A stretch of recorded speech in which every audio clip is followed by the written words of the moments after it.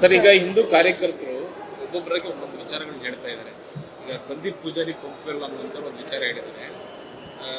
ಶರತ್ ಮಡಿವಾಳ ಹತ್ಯೆ ಪ್ರಕರಣದಲ್ಲಿ ಅದ್ರ ವಿರುದ್ಧ ಹೋರಾಟ ಮಾಡಿ ನಾವು ಜೈಲಿಗೆ ಹೋದ್ವಿ.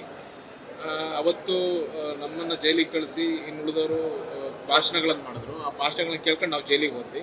ಅವರೆಲ್ಲ MLA ಗಳಾದರು, ಮಂತ್ರಿಗಳಾದರು. ನಾವಿನ್ನು ಜೈಲಲ್ಲಿದ್ವಿ. ನಾನು ಪ್ರತಿದಿನ ಕೇಸ್ಗಳಿಗೆ ಅಲ್ದಾಡಬೇಕಾಗಿದೆ. ನನ್ನ ಸಂಘ ಪರಿವಾರ ನನ್ನ ನೆರವಿಗೆ ಬರ್ತಿಲ್ಲ, ಮತ್ತು ಯಾರು ಗೆದ್ರು ಅವ್ರು ನಮ್ಮ ನೆರವಿಗೆ ಬರ್ತಿಲ್ಲ. ನಾವು ಈಗ ಕೇಸ್ಗಳಿಗೆ ಅಲ್ದಾಡೋ ಪರಿಸ್ಥಿತಿ ಆಗಿದೆ. ನಮ್ಮನ್ನು ಯಾರು ಕೇಳೋದಿಕ್ಕಿಲ್ಲ ಅಂತ ಹಿಂದೂ ಕಾರ್ಯಕರ್ತರು ಇಲ್ಲ, ಇದು ಎಲ್ಲ ಕಡೆ ರಾಜ್ಯದಲ್ಲಿ ಹಿಂದೂ ಕಾರ್ಯಕರ್ತರು ಒಂದು ಭಾವನೆ ಇದೆ.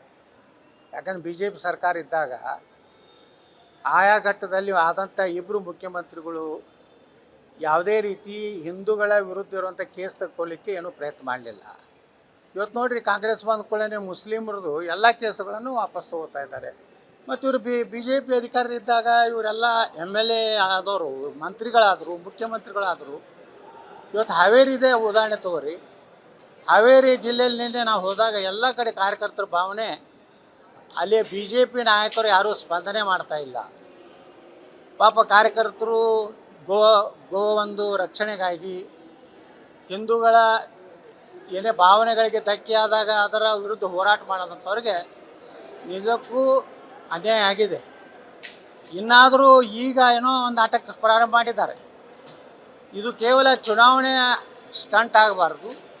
ಮುಂದಿನ ದಿವಸಗಳಲ್ಲಿ ಹಿಂದೂಗಳ ರಕ್ಷಣೆ ಮಾಡುವಂಥ ಕೆಲಸ ಭಾರತೀಯ ಜನತಾ ಪಾರ್ಟಿಯಲ್ಲಿ ಮಾಡುವಂಥ ನಾಯಕರುಗಳು ಇವತ್ತು ಕಾಣ್ತಾ ಇಲ್ಲ.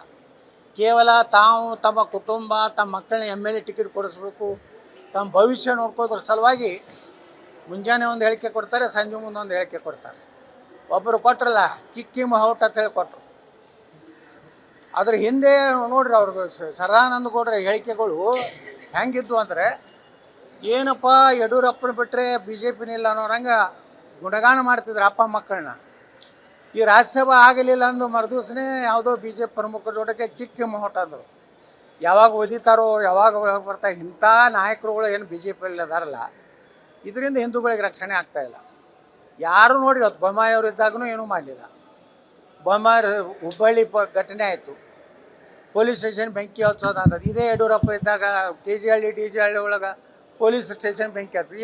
ಏನು ಕ್ರಮ ತೊಗೊಂಡ್ರು? ಏನು ಕ್ರಮ ತಗೊಲಾರ್ದಕ್ಕೇ ಕರ್ನಾಟಕದಲ್ಲಿ ಹಿಂದೂ ಕಾರ್ಯಕರ್ತರು ಭಾಳಷ್ಟು ನಿರಾಶೆಯಾಗಿದ್ದಾರೆ. ಯಾರ ಬಗ್ಗೆ? ಈ BJPಯಲ್ಲಿರುವಂಥ ಕೆಲವು ನಾಯಕರ ಬಗ್ಗೆ. ಕೇವಲ ನರೇಂದ್ರ ಮೋದಿಯವ್ರನ್ನ ನಂಬ್ಕೊಂಡು, ಯೋಗಿ ಆದಿತ್ಯನಾಥ್ರನ್ನ ನಂಬ್ಕೊಂಡು BJPಗೆ ಕೆಲಸ ಮಾಡ್ತಾ ಇದ್ದಾರೆ. ಈ ಕರ್ನಾಟಕದಲ್ಲಿರುವಂಥ ಮಹಾನ್ ಶ್ರೇಷ್ಠ ನಾಯಕರ ಬಗ್ಗೆ ಯಾರ್ದೂ ವಿಶ್ವಾಸ ಇಲ್ಲ.